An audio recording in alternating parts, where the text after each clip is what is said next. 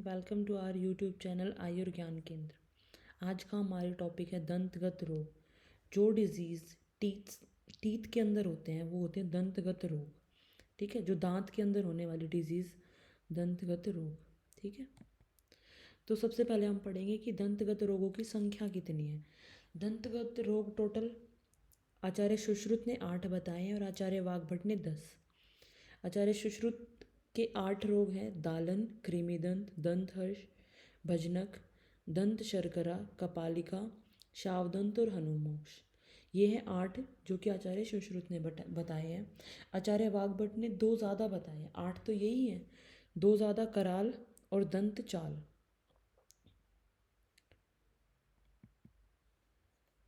अब याद कैसे करेंगे कि हम दंतगत रोग 8 कौन कौन से हैं।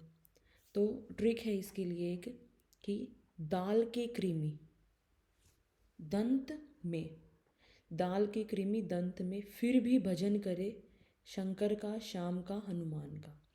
तो दाल से दालन, कृमि मतलब कृमि दंत, दंत से दंत हर्ष, फिर भी भजन, भजन से भजनक, करे शंकर दंत शर्करा, क से कपालिका, श्याम से शावदंत और हनुमान से हनुमोक्ष। ठीक है, तो दाल के कृमि दंत में, फिर भी भजन करे शंकर का, श्याम का, हनुमान का। तो अब इनके रोग कैसे याद करेंगे हम।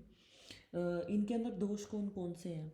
तो जो शुरू के 3 हैं, शुरू के जो 5 हैं ये, ठीक है, तो पांचों के अंदर वात तो है ही है। ठीक है, दालन में वात, कृमिदंत में वात, दंत हर्ष में वात। उसके अलावा भजनक और दंत शर्करा होता है कफ और वात की वजह से, कफ वात, कफ वात। कपालिका में कोई भी दोष नहीं है।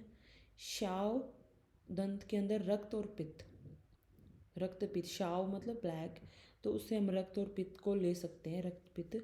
हनुमोक्ष वात। ठीक है, तो इस तरह से इनके दोष याद हो जाएंगे। अब सबसे पहले हम पढ़ेंगे दालन। दालन वात की वजह से होता है, तो वात के गुण आएंगे। इसके अंदर क्या होता है, दंत फट जाते हैं, दंत के अंदर तीव्र वेदना होती है, चिकित्सा असाध्य होता है ये रोग। ठीक है, इनमें हम साथ साथ इनकी चिकित्सा भी पढ़ते जाएंगे। तो दालन, दांत फट जाते हैं दालन के अंदर और उनमें तीव्र वेदना होती है, असाध्य होता है। कृमि दंत वात की वजह से होते हैं, तो इनके अंदर सबसे पहले तो कृमि है, तो कृमि ही आएंगे। तो इसमें दांत काला, छिद्र युक्त, चल, श्राव्य और सोथ युक्त हो जाता है। उनमें महान पीड़ा होती है, कभी कभी बिना कारण के भी पीड़ा होती है। तो कृमि दंत, जैसे कृमि किसी चीज़ के अंदर आ जाए तो उसमें छेद छेद कर देते हैं वो। ठीक है, ब्लैकनेस आ जाती है। तो इसमें दांत काले हो जाते हैं, छिद्र युक्त हो जाते हैं, चल हो जाते हैं मतलब हिलने लग जाते हैं, श्राव निकलता है, शोथ युक्त हो जाते हैं और बहुत ज़्यादा पीड़ा होती है। चिकित्सा इसमें 2 तरह से करेंगे कि अगर अचल दंत है कि दंत हिल नहीं रहा, तो उसमें श्वेदन, रक्त मोक्षण, अवपीड़ नश्य और गंडूज धारण कराएंगे। ठीक है, अचल दंत के अंदर श्वेदन, रक्त मोक्षण, अवपीड़ नश्य, गंडूज धारण।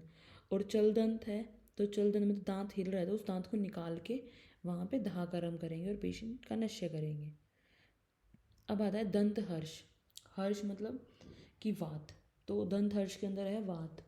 दांत शीत, उष्ण और तथा स्पर्श मात्र को सहन नहीं कर पाते, कि सेंसिटिविटी हो जाती है दांतों के अंदर।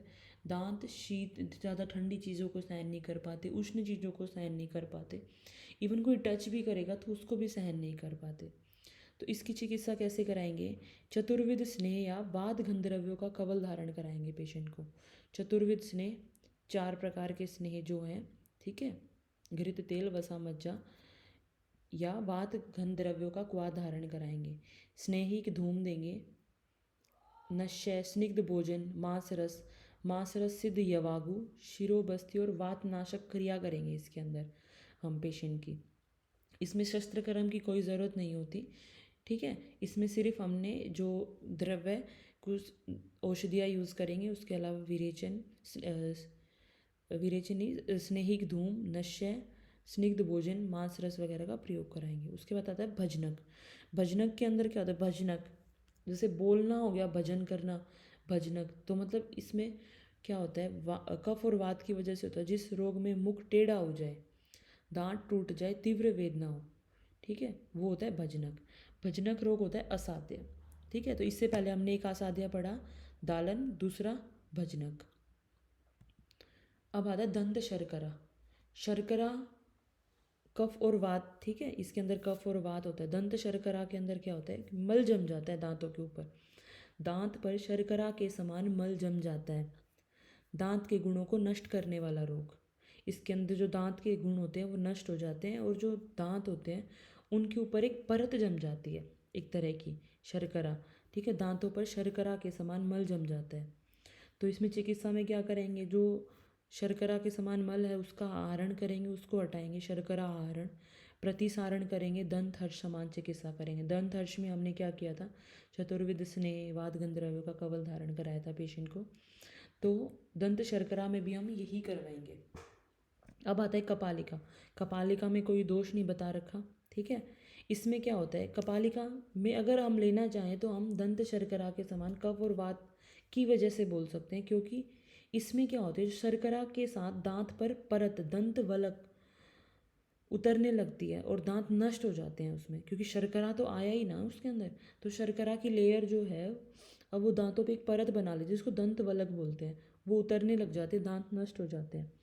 ठीक है, चिकित्सा कृच साध्य होती है। दंत शर्करा के समान चिकित्सा करेंगे, शर्करा का निराहरण करेंगे, प्रतिसारण करेंगे, और दंत हर्ष के समान चिकित्सा, और ये कृच साध्य होती है। ठीक है, कपालिका। फिर आता है श्याव दंत। रक्त और पित्त की वजह से होता है। रक्त पित्त की वजह से जो दांत होते हैं वो श्याव और नील वर्ण के हो जाते हैं। रक्त और पित्त से दग्ध होकर दांत श्याव और नील वर्ण के हो जाते हैं। ये रोग भी असाध्य है। तो अब ये तीसरा असाध्य रोग आया। सबसे पहले हमने पढ़ा इसमें असाध्य दालन, उसके बाद भजनक, और अब आया श्यावदंत जो असाध्य है। ठीक है, फिर आता है हनुमोक्ष। हनुमोक्ष बात की वजह से होता है। ठीक है, इसमें उच्च भाषण जृंभण आदि भावों से हनु संधि च्युत हो जाती है, अपने स्थान से हट जाती है, ये उसको बोलते हैं हनुमोक्ष। इसमें चिकित्सा में स्नेहन, स्वेदन, नश्य, गंडूष और अर्दित के समान चिकित्सा करते हैं हम। अब आता है कराल। जो कराल और दंतचाल जो अलग वाग्भट ने बताए हैं वो, तो कराल में जो दांत हैं वो ऊपर नीचे आते हैं, अपंक्तिबद्ध, मतलब कि एक पंक्ति में नहीं आते कराल के अंदर। दंतचाल के अंदर दंत हिलते हैं और भोजन करने में पेशेंट को वेदना होती है और कष्ट की अनुभूति होती है। इसमें चिकित्सा में दशमूल क्वाथ से गंडूज कराएंगे, घर्षण और कवल धारण करेंगे। Thank you. अगर आपको हमारी वीडियो पसंद आई तो लाइक करें, शेयर करें और सब्सक्राइब करें, और ये अपने फ्रेंड्स को भी शेयर करें। Thank you.